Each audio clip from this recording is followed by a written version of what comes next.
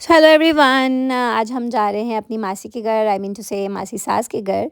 काफ़ी टाइम से मामा मुझे बोल रहे थे जाने के लिए, but I was little busy, तो टाइम नहीं मिल पा रहा था। But finally today I have decided कि चलिए आज चलते हैं। तो मेरी मासी का घर जो है वो अखनूर वाली साइड है, तो we have to cross this main Akhnoor bridge.